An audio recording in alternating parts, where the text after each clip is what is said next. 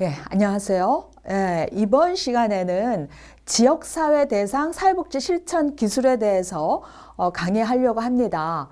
지금까지는 사회복지 실천 기술의 각종 모델들, 다양한 모델을 통해서 어떻게 개입을 하고 접근해야 되는지를 말씀드렸었고, 또 개인 대상 사회복지 실천 기술, 집단 대상 사회복지 실천 기술, 가족 대상 사회복지 실천 기술, 이렇게 강의를 해왔습니다. 근데 오늘 보니까 지역사회, 지역사회를 대상으로 어떻게 사회복지 실천 기술을 하지?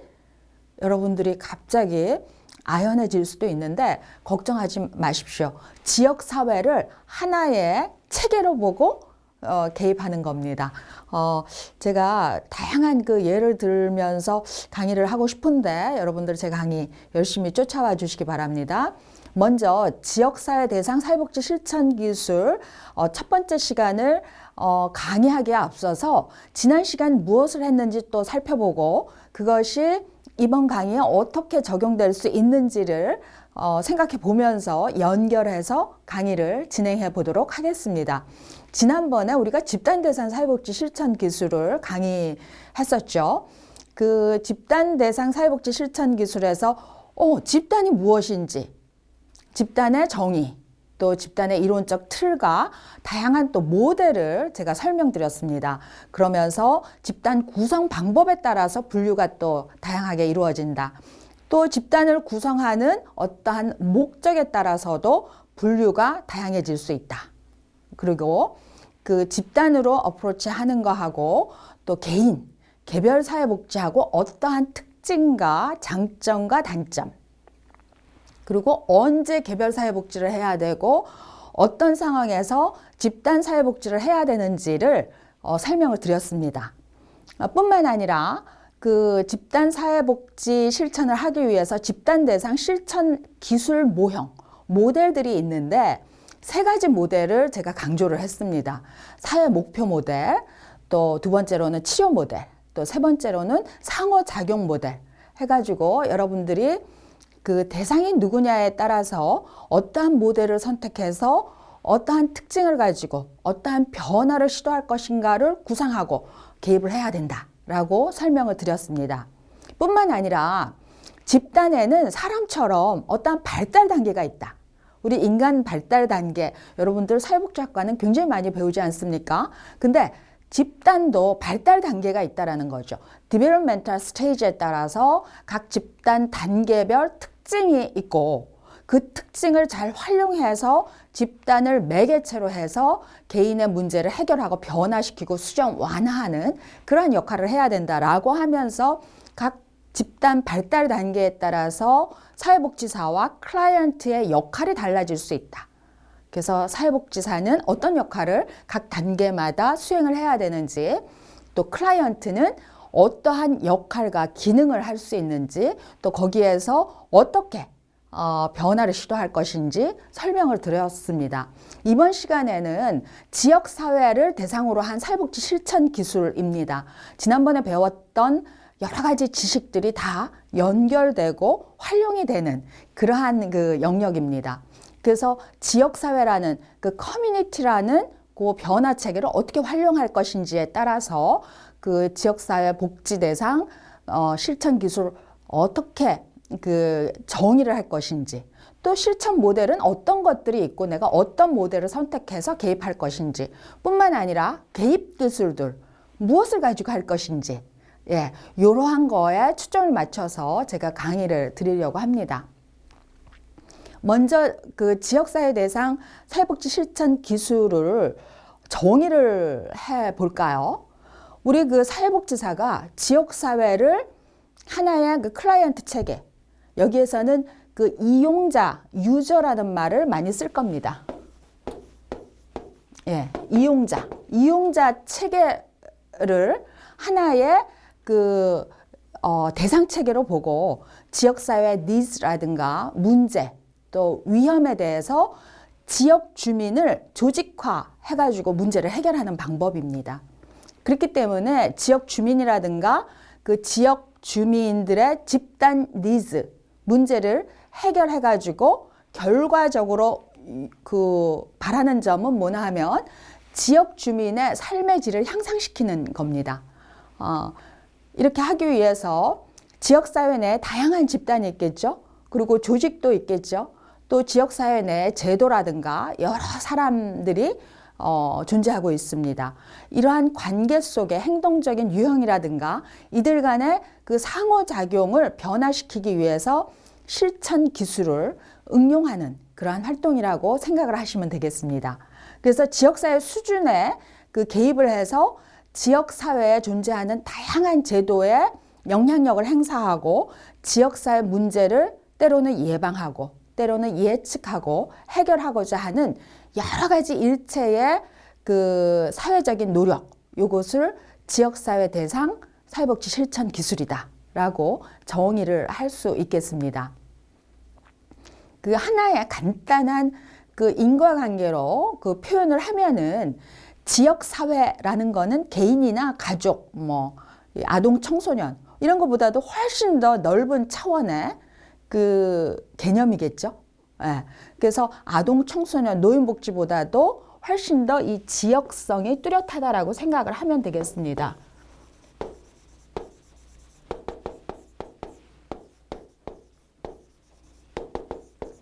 예.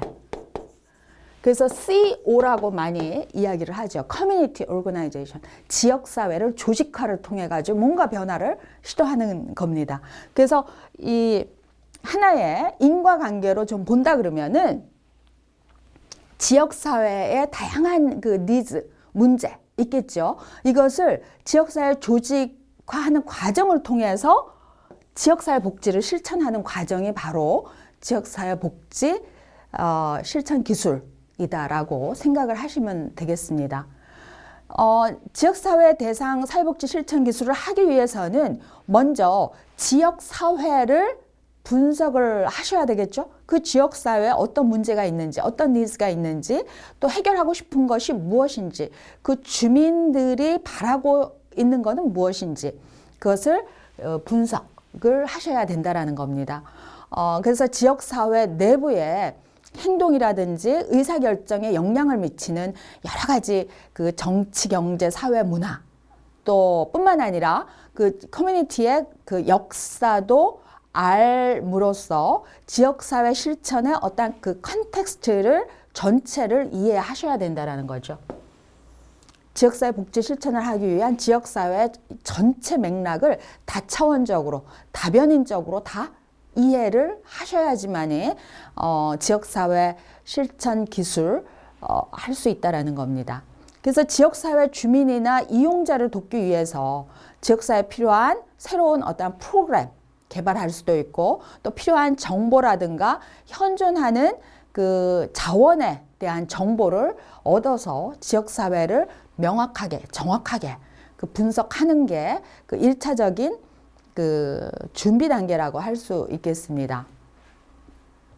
그러면 제가 지역사회 분석을 하는 게 첫 번째라 그랬는데 그 지역사회 분석을 어떻게 하는가? 그 워렌이라는 학자는 단계별로 지역사회 분석하는 어떤 프레임워크를 제안을 하고 있어요. 그래서 먼저 1단계로 그 목표 집단을 파악하라는 겁니다. 목표 집단이라는 거는 문제 개입 그 대상 집단을 파악을 해야 되는데 목표 집단의 특성 그리고 그들의 그 지역사회에 대한 인식 어떻게 이해하고 인식하고 생각하고 있는지를 사회복지사가 이해해야 되는 게 첫 번째 단계라고 이야기를 할 수 있겠습니다. 두 번째로는 지역사회의 어떤 규모 이것을 결정해야 돼요. 지역을 어디까지 바운더리를 어디까지 이 경계선을 정할 것인지 그리고 그 규모를 어느 정도 할 것인지 지역사회가 한두 곳도 없지 않습니까? 그러면은 그 행정상에 뭐 구 단위로 나눌 것인지 아니 동 단위로 나눌 것인지 어떻게 나눌 것인지 예, 그런 겁니다. 그래서 개입을 통해서 변화를 시켜야 할 그 지역사회의 지리적인 경계선을 파악을 해야 되겠죠.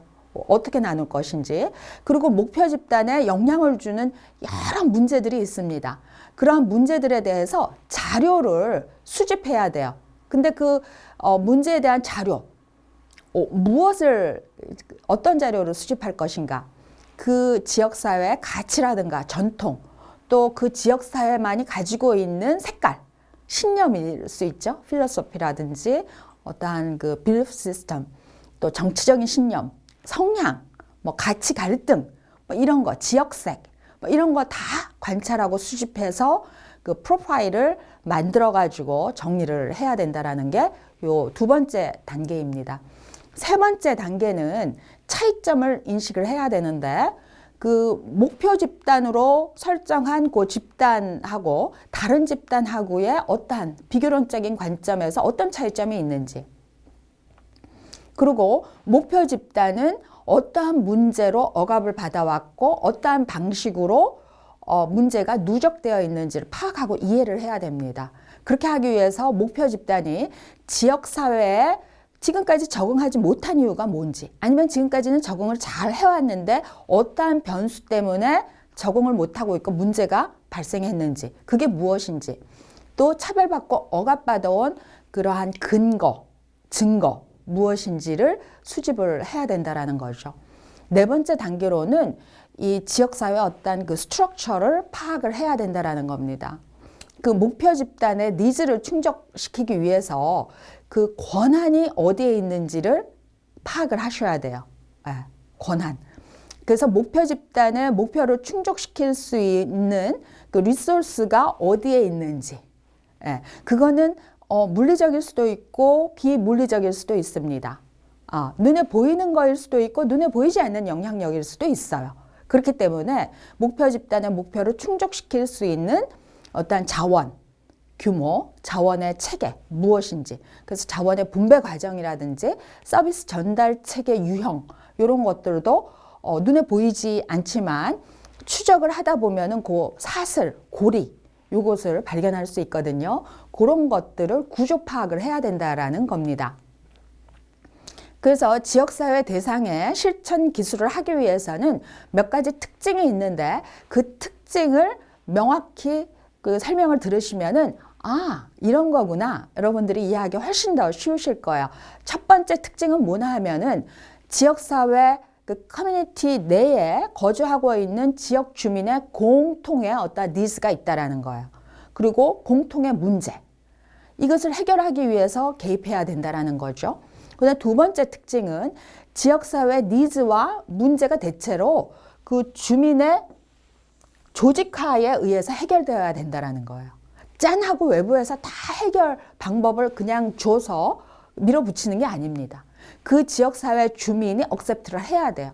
그리고 그 지역사회 주민이 주인의식을 가지고 오너십을 가지고 조직화를 통해서 문제를 해결하는 겁니다. 그게 포인트예요. 그리고 세 번째 특징은 대규모의 여러 가지 지역사회 그 자원을 동원을 해야 된다는 거죠. 그래서 문제를 해결한다라는 게 그렇게 간단하지만은 않습니다. 그래서 시스템이 어떻게 다체계적으로 움직이는지, 또 여러 변수들 간의 상관관계를 어떤 식으로 컨트롤해 나갈 것인지를 사회복지사 입장에서는 면밀하게 관찰을 하고 수집을 해야 되겠죠.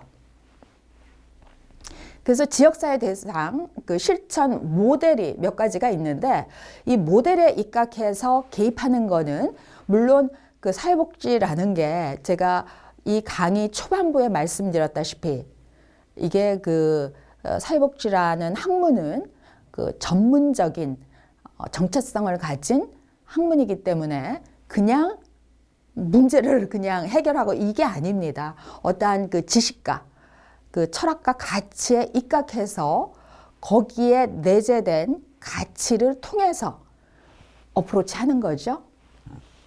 그렇기 때문에 사회 문제를 해결하고 예방하는 효과를 가져오기 위해서는 근거 기반 모델, 실천 모델에 입각해서 들어가야 된다는 거예요. 그래서 지금까지 여러분들이 여러 가지 다양한 모델을 배웠지만 그러한 모델이 다 적재적소에 포함되면서 지역사회만의 특별한 그 모델을 배우셔야 된다는 거죠. 그래서 실천 모델의 그 검토를 위해서는 각 모델 간의 어떤 유용성을 파악을 하셔야 됩니다. 뿐만 아니라 그 문제점도 근거 있게 파악을 해가지고 그 모델의 그 유용성을 잘 활용해가지고 가장 효과적이고 효율적으로 문제 해결을 하기 위해서 실천 모델을 공부하는 이유입니다. 특히나 이러한 다양한 그 생활 문제에 대한 그 접근을 가능할 수 있도록 우리가 그 인간 휴먼 서비스 아닙니까? 휴먼 서비스를 하는 전문가 아닙니까? 그렇기 때문에 인간을 대상으로 한 휴먼 서비스를 개입을 할 때는 다양한 생활 문제에 대한 접근을 가능할 수 있도록 그러한 실천 모델을 배우셔야 되겠죠. 그래서 지역사회, 커뮤니티 그 웰페어 하면은 가장 중요한 학자로 먼저 배우는 게 로스만 모델이에요. 이거는 뭐 가장 기초이자 기본이자 근본이 되는 모델이기 때문에 여러분들이 어디 그 시험 보러 가서도 면접에서도 이 모델에 근거해가지고 설계를 할 수도 있는 상황이기 때문에 중요하게 이해를 하시기 바랍니다. 로스만은 세 가지 모델을 제시하고 있습니다. 첫 번째는 지역사회 개발 모델입니다. 두 번째는 사회계획 모델이에요. 세 번째는 액션을 취하는 그 사회행동 모델인데 제가 하나하나 설명을 해보도록 하겠습니다. 첫 번째로 로스만의 모델 중에서 지역사회 개발 모델은 주민들 스스로가 문제를 해결할 수 있도록 뭐를 강화시켜줘요? 능력을 강화시켜주는 거예요. 지역사회 개발 모델. 그래서 어떠한 그 자주 집단, 자주 기반에 근거해서 지역사회 문제 해결을 위해서 지역사회 능력, 또 사회 통합이라는 요 과정 목표를 통해서 지역사회가 변화를 초래하는 겁니다. 사회계획 모델을 좀 더 한 걸음 더 들어가서 설명을 해보면 지역사회 문제들이 그 규모나 복잡성 때문에 주민에 의해서 그 민주적인 과정에만 맡길 수 없을 경우가 허다합니다. 이때 사회계획 모델이라는 초점화된 모델을 통해 가지고 문제를 해결할 수 있다라는 거죠. 그래서 예를 들면 지역사회 내에 다양한 문제, 뭐 요새 뭐 주택 문제, 또 고용 문제, 비행 문제, 뭐 또 특히나 이제 보건 문제, 뭐 이러한 여러 가지 문제를 해결하기 위해서 기술적인 과정과 합리적인 면을 강조하기 위해서 이러한 사회 계획 모델을 쓰고 있습니다. 그리고 사회 행동 모델이 있는데 사회 행동 모델은 지역 사회에 그 기존의 제도들이 있지 않습니까? 이러한 기존의 제도들에 대해서 현실에 대한 근본적인 변화를 추구하는 모델이에요. 그래서 이 액션을 취하는 건데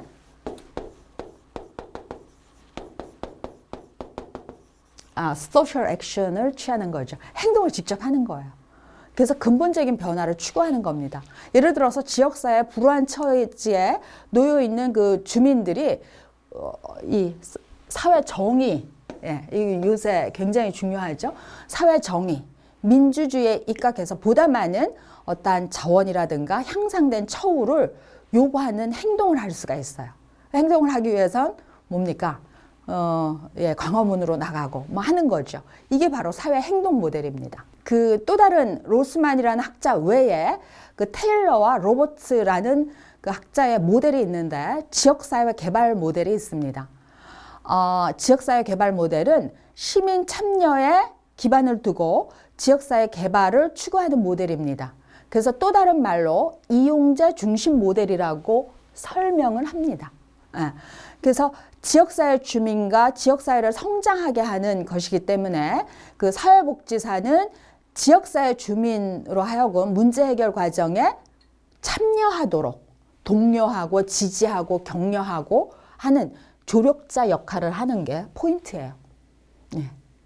그래서 지역사회 개발 모델, 누구 중심으로? 지역 주민 중심으로. 누가 참여를 해야 됩니까? 지역 주민 당사자, 이용자가 직접 참여를 해야 됩니다. 이 participation이 굉장히 중요하다라는 거 이해를 하셔야 돼요. 두 번째로는 그 테일러와 로버츠가 그 제시하고 있는 모델, 두 번째는 프로그램 개발, 조정 모델입니다. 그러니까 어떤 특정 목적을 이끌어내는 과정에서 변화를 위한 실질적인 힘을 발현시킬 수 있는 모델이라고 이 그 특징을 이야기할 수 있겠는데, 그 이용자의 직접적인 참여를 허용하기보다는 누구의 참여, 누구의 영향력, 후견인, 이것을 후원하고 지원하고 지지하고 하는, 후견인의 100% 영향력을 행사할 수 있도록 후원자 중심 모델이라고도 할 수 있는 모델이에요.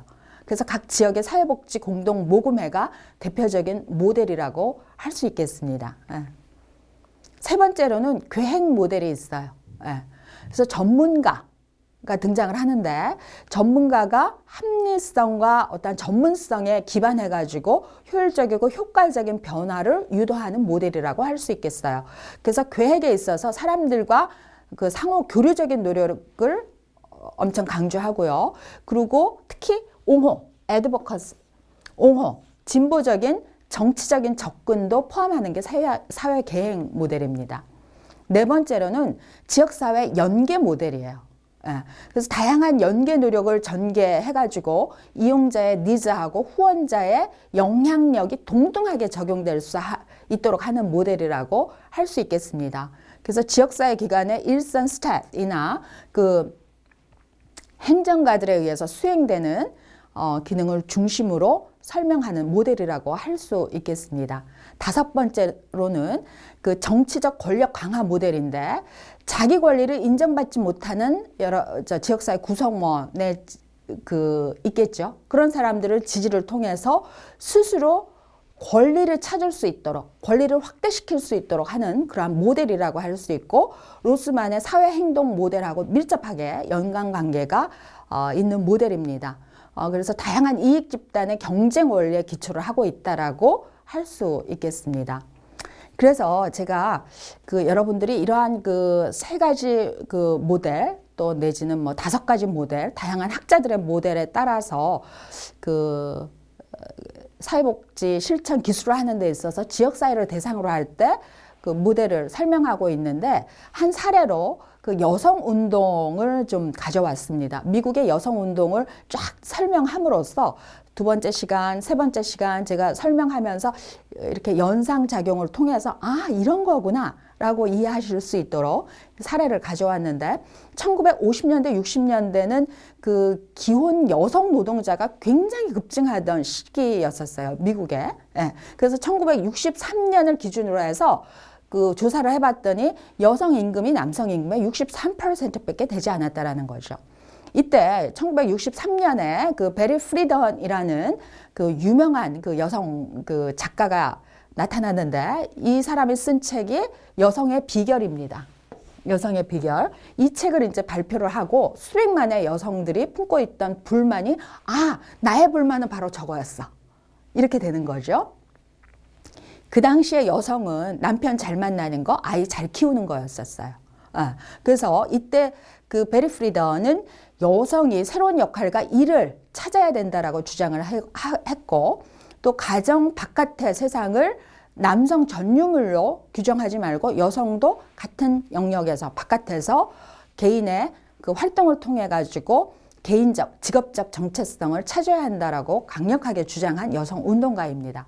결국 이제 60년대, 70년대가 여성 운동이 굉장히 크게 고무됐던 때인데, 민권 운동하고 같이 연계가 돼가지고 이렇게 붐을 일으켰었죠. 근데 이때 여성 운동의 주체는 교육을 좀 받은 중산층 여성이었었고요.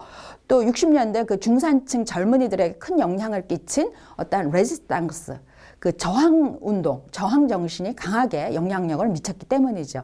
특히 그 여성 운동이 이 시대에 붐을 일으킬 수밖에 없었던 게 1960년대에 성혁명하고 관련이 있습니다. 성혁명은 뭡니까? 여성이 임신과 출산으로부터 자유로워지는 그 피임약이 개발되고 판매됐기 때문이죠. 그래서 이러한 저항 정신에 근거해가지고 여성운동, 성혁명이 불길처럼 일어나기 시작합니다. 결국 66년에 그 베리 프리던을 중심으로 해가지고 그 전문직 여성 28명의 미국 여성연맹을 조직을 합니다. 그 조직의 목적은 뭐예요? 맞습니다. 미국 여성이 미국 사회의 주류를 완전하게 동참할 수 있도록 하기 위해서입니다. 그래서 이 회원수가 어마어마하게 늘어났고, 또 여성의 기회와 권리를 침해받고 있다는 것을 널리 알려서 여성이 사회적으로 기회와 권리를 다질 수 있도록 다시 되찾을 수 있도록 하는 페미니즘 운동의 최고조라고 할 수 있겠죠. 그래서 그 당시에 여성 보건단체가 발행한 책이 굉장히 베스트셀러였었는데 우리의 몸, 우리 자신이라는 책이었었는데 이게 오늘날로 이야기하면 베스트셀러였었죠. 그래서 이러한 이 당시에 성별 때문에 여성과 남성이라는 성차 때문에 그가 누릴 수 있는 법 앞에 평등권이 부정돼서는 안 된다, 축소돼서는 안 된다라는 기치를 내걸고 여성 운동을 한 겁니다. 그래서 결국은 이러한 지역사회를 대상으로 하는 사회복지 실천 기술이 하나의 지역사회의 정확한 모델을 가지고 근거 기반한 이론 속에서 접근을 해야 된다. 스킬 앤 테크닉을 펼쳐야 된다라는 것을 말씀드리면서 이번 첫 번째 강의를 여기서 마치도록 하겠습니다. 감사합니다.